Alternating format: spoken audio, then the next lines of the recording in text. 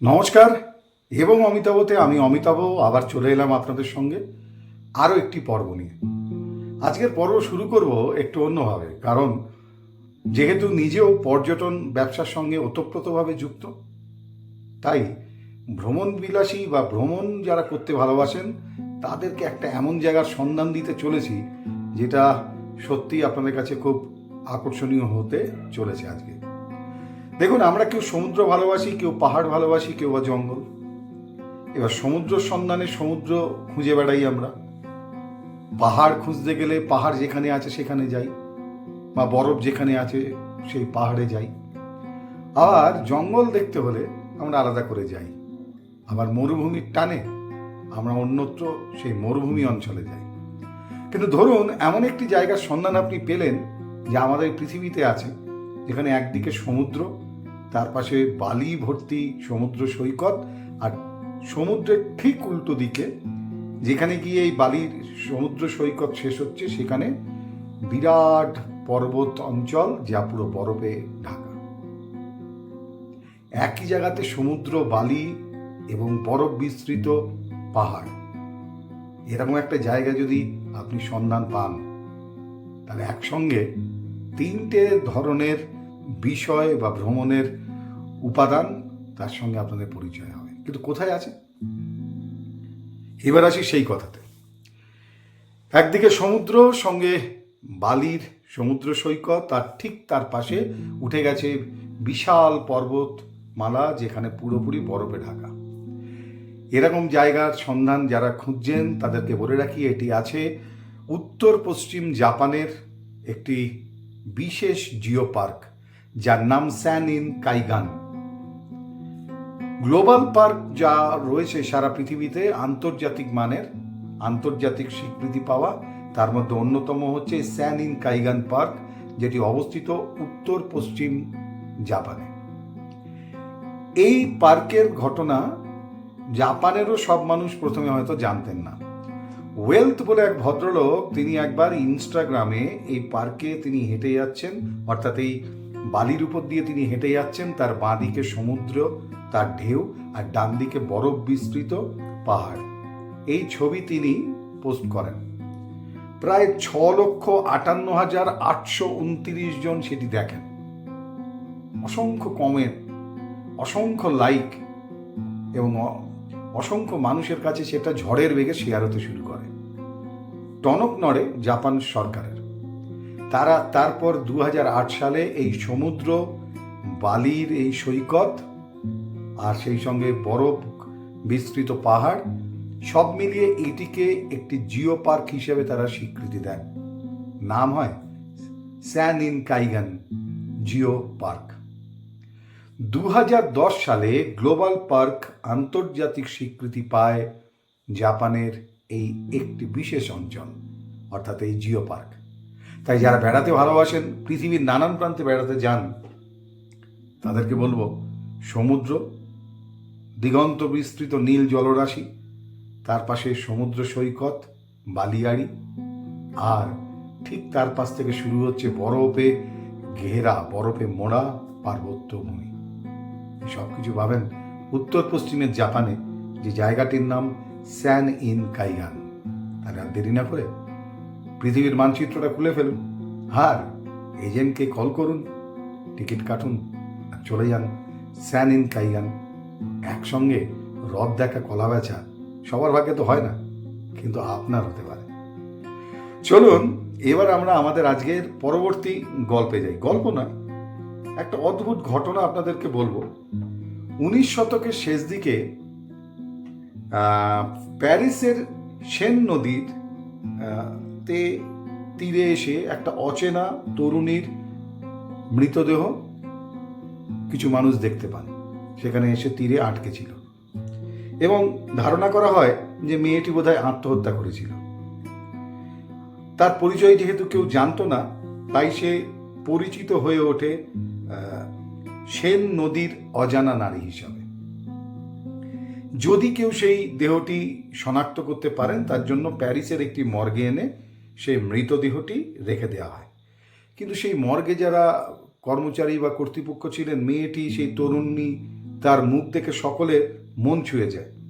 অত্যন্ত শান্ত কোমল একটা অভিব্যক্তি, আর যেন ঘুমিয়ে আছে।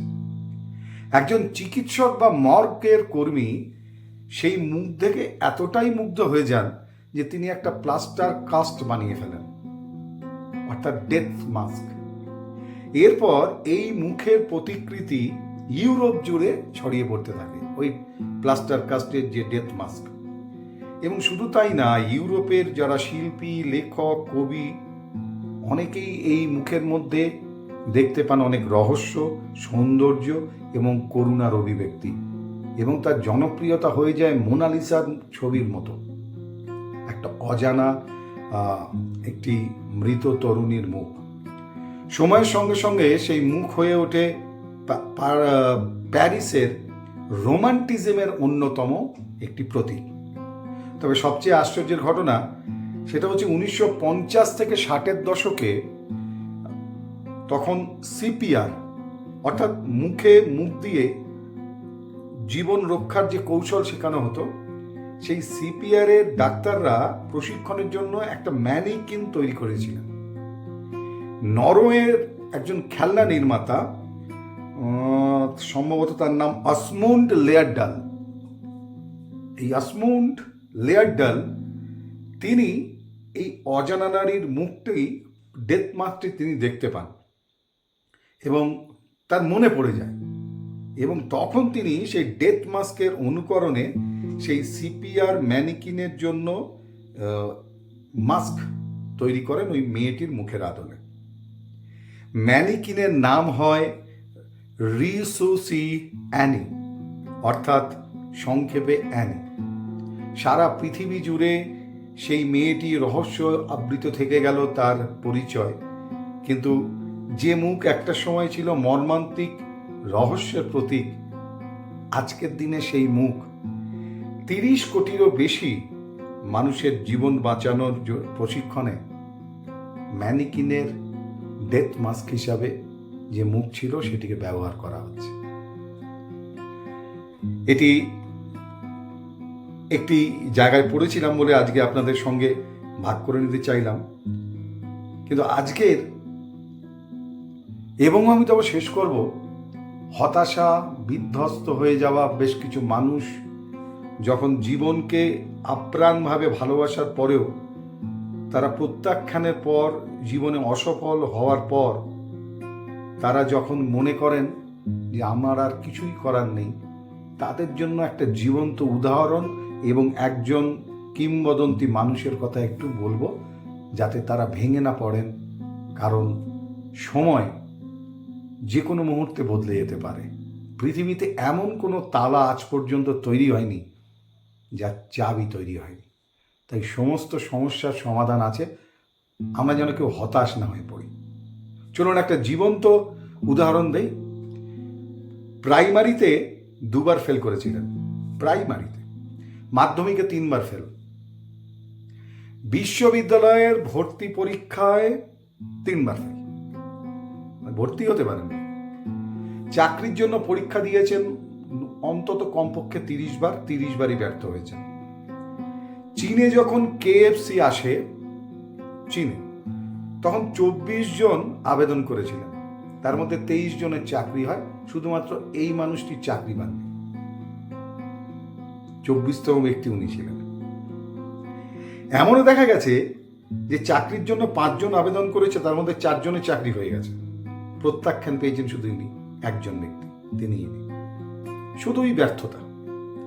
এরপরও তিনি কিন্তু হার মানেননি। হার্ভার্ড বিশ্ববিদ্যালয়ে ভর্তির জন্য 10 বার আবেদন করেছিলেন, 10 বারই প্রত্যাখ্যাত হয়েছে। এতক্ষণ যার কথা বলছিলাম তিনি এই মুহূর্তে পৃথিবীর অন্যতম বড় অনলাইন ভিত্তিক কোম্পানির প্রতিষ্ঠাতা। কোম্পানির নাম Alibaba.com, আর তার নাম, তিনি এই Alibaba.com-এর চেয়ারম্যান জ্যাক মা। তার জন্ম চীনের জিজিয়াং প্রদেশে। ফোর্বস ম্যাগাজিনের হিসাবে এই মুহূর্তে পৃথিবীর 33তম ধনকুবের তিনি। তার মোট সম্পদের পরিমাণ $21.6 বিলিয়ন।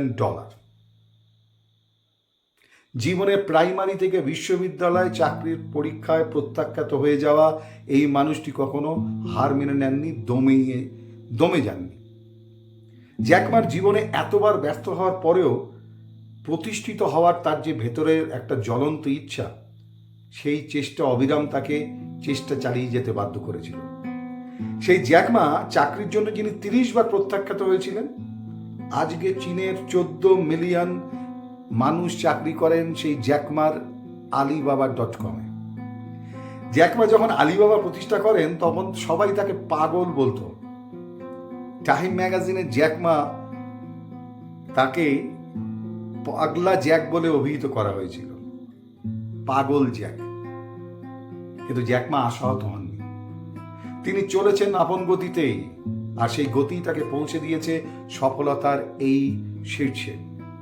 তিনি বলেন, যুবকদের সামনে রয়েছে অফুরন্ত সময়, আর সেই সময়কে কাজে লাগিয়ে তারাও হতে পারে পৃথিবীবাসীর কাছে অনুসরণীয় কোনো ব্যক্তি। জ্যাকমা বলেন, ইচ্ছে করলেই তারা নিজেরা উদাহরণ তৈরি করতে পারে।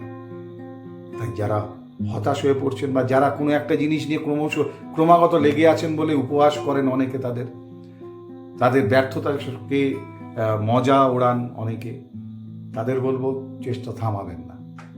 আপনাকে লোকে হয়তো পাগল বলতে পারে, হ্যাঁ, আপনাকে লোকে হয়তো পাগল বলতে পারে, জ্যাকমার মতো পাগল বলতে পারে, পাগল জ্যাক বলতে পারে। আশাহত হবেন না, লাগে রও মুন্নাবাই। কারণ জ্যাকমার সেই বিখ্যাত উক্তি, তিনি বলেছিলেন, আমার মনে হয় পাগল হওয়াই ভালো। আমরা পাগল, কিন্তু নির্বোধ নই। তাই যারা জীবন যুদ্ধে লড়াই করে চলেছেন, 65 বছর বয়সে KFC প্রতিষ্ঠা করেন তার প্রতিষ্ঠাতা, বয়সটাকে ভুলে যান, চেষ্টা ছাড়বেন না।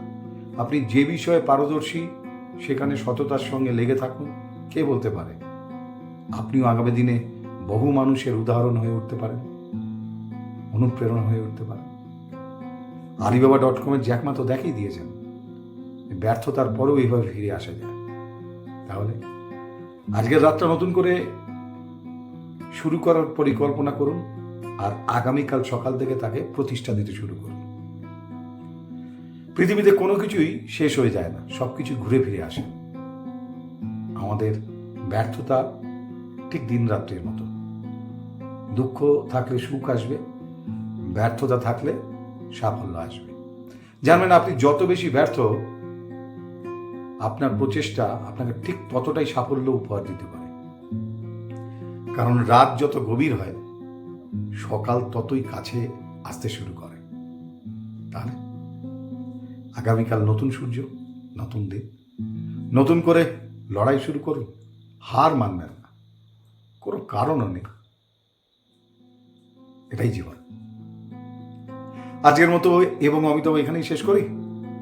আগামীকাল বা আগামী পর্বে আবার নতুন কিছু, অজানা কিছু, কিংবা জানা মানুষদের অজানা কথা নিয়ে আবার ফিরে আসব। ততক্ষণের জন্য বিদায় নিচ্ছি।